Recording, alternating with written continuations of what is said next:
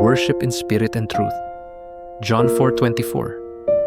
God is spirit, and His worshipers must worship in the spirit and in truth.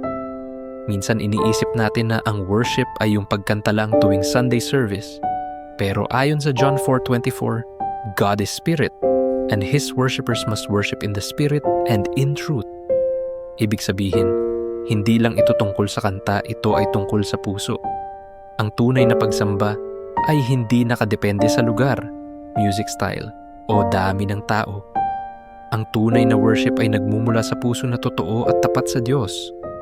Ito ay bunga ng relasyon, hindi ng relihiyon. Kapag sinasamba natin si Jesus sa espiritu at katotohanan, ibig sabihin handa tayong isuko ang lahat sa Kanya. Hindi lang sa kanta, kundi sa buhay natin. Worship is a lifestyle. Kasama dito ang obedience, purity, faith, at humility. Hindi mo kailangang maghintay ng linggo para sumamba.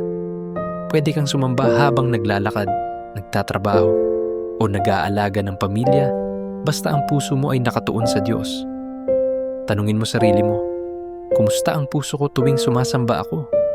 Nagiging totoo ba ako sa harap ng Diyos? Hinahayaan ko ba siyang galawin ang buhay ko? Tara, manalangin tayo. Panginoon, salamat sa paanyaya mong sumamba sa iyo. Gusto kong matutong sumamba, hindi lang sa salita, kundi sa buhay ko araw-araw. Linisin mo ang puso ko at tulungan mo akong maging totoo sa iyo. Nais kong ikaw ang sentro ng lahat.